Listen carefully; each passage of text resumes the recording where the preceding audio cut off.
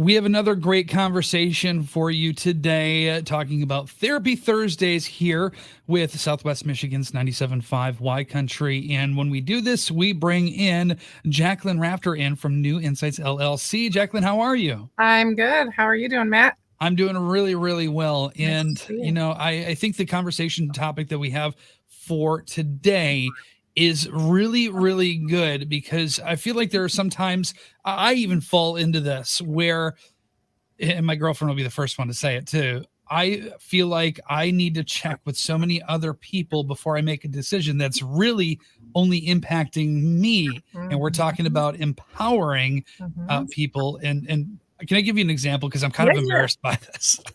We'll go to a restaurant and she goes, "Oh, what are you going to get to eat?" And I said, "I don't know. What do you think? Should I get this or this?" And she's like, "You're the one eating it. So like, why are you asking me?" So it's little things, and it could even be bigger things. So talk to me a little bit more about really what empowerment means from your standpoint. Yes, empowerment really is about being able to make your decisions for you and not necessarily what's best for everyone else. And we're talking about those things that really do just affect you. We're not talking about bigger global aspects of things.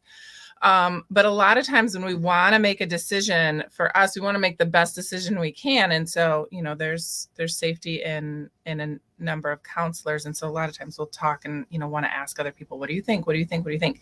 Nothing wrong with that. But then what happens is now you have people invested in your decision, and it no longer becomes about what is a good decision for you. It's now about, who do I want to choose?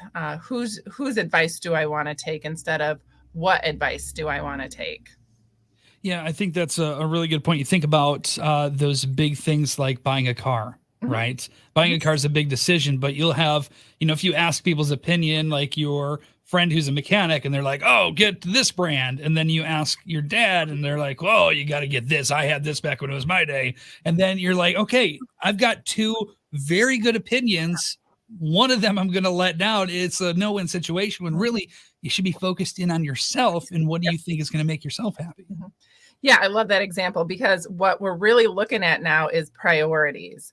What is a priority for me, or what's a priority for you when you buy that car? Is it important? Is price important? Is is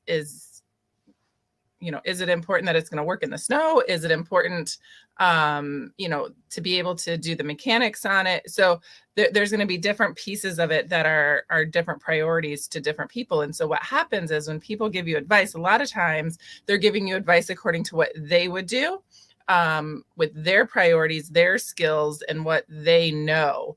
And so you have to ask yourself, which of these pieces of advice, why do you think that's a good idea for me, versus why is that something that you would do for yourself? Yeah. And I love the car example.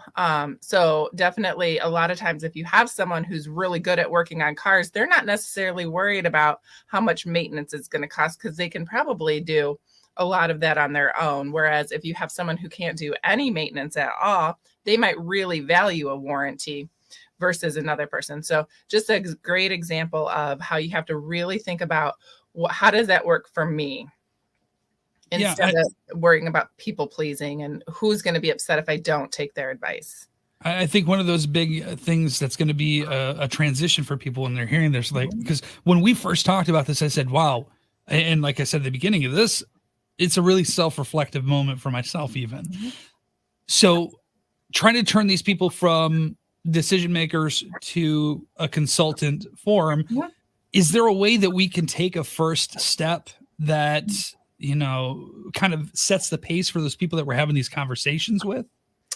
Yeah. And I really think it's that question, why do you think that's a good idea for me? And then really just letting them know, I really appreciate your advice, and I'm going to take kind of everything that you've told me, and I'm really going to think about how that's going to fit what I need, versus, because you do appreciate what they're telling you. And even if you don't choose what they have encouraged you to do, what you are is you're comfortable with, that's actually not what's going to work for me. Because I think a lot of times when we want to make decisions, what gets us really caught up in making that final decision is that fear that we're going to make the wrong decision, and then we're going to regret it later. And so when you've explored all the different options, you can say, no, actually, I think that that's not a good idea for me, and this is why. And you know for yourself what your reasons are. Yeah, and I think that the thing that I was kind of getting at with that question, you really hit the nail on the head, is not only just telling them why do you feel like it's a good idea, but letting them know, hey, I'm in control of this decision. So I appreciate your feedback. Thank you. I will take that in and see which decision I make. And I think that's so important. But this really is kind of the tip of the iceberg with a topic like this, right? Okay. Yeah, this can fit so many different scenarios: how to buy a house, what to have for dinner, right?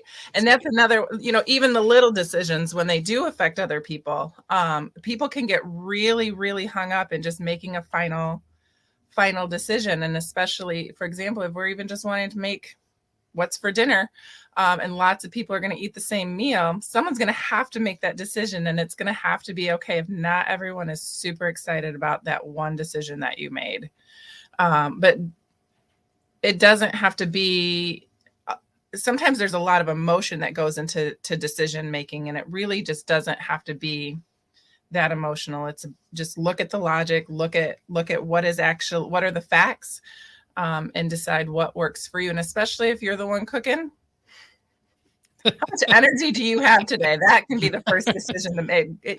So empowerment really is about what works for me. We want it to work for the other people in our life that are, maybe being affected by it or care about us. But at the end of the day, you're the one that has to live with your decision.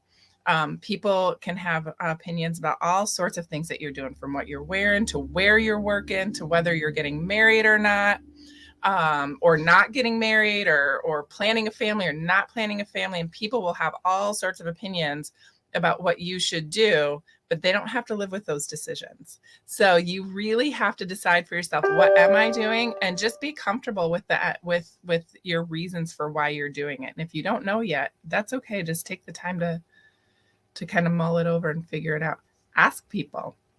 It kind of sounds like take the advice. It sounds like an armchair quarterback situation, right? It's every Monday morning we can tell everybody that was playing football the day before what they should have done different, but ultimately it's not affecting them at all. Right? Awesome. And there's so many things that go into, making life decisions that people on the outside aren't taking into account. Definitely. Let's say that we made the decision that, you know what, I want to talk more about this. I want to have a sit down here conversation with Jacqueline. What is, first of all, the process to be able to do this? How do we set this up with you, or even another counselor with New Insights LLC? Yep. So if you want to get better at making decisions at all, or just feeling more empowered or in control of your life, you can give me a call, 269-325-5056, and we can talk about a little bit more. I can do a 15-minute, just a free consultation, and we can talk about what's going on in your life, in your scenario, and see if that can be a good fit for you. And then after that, we schedule you to get started with a full intake, and we kind of listen to the whole story of what's going on and all those other dynamics, what makes it hard to make decisions for you, and see what we can do to get you feeling a lot more empowered and in control of your life. Excellent. And the cool thing with New Insights LLC is you guys are modern, right? You are making sure that there are different ways that we can make this happen, including virtually. So if we're not in Berrien Springs, it's perfect. Yep, absolutely. So it's easy and it's convenient. We can do face-to-face right here on video, or we can even do a phone call. A lot of times folks who have trouble making decisions have other worries and fears and anxieties. And a lot of times even just being seen on video can be difficult for them. And so we can even just do it over the phone if that's more comfortable for you to get started with. Excellent. And of course, that phone number is 269-325-5056, and we'll get you in touch.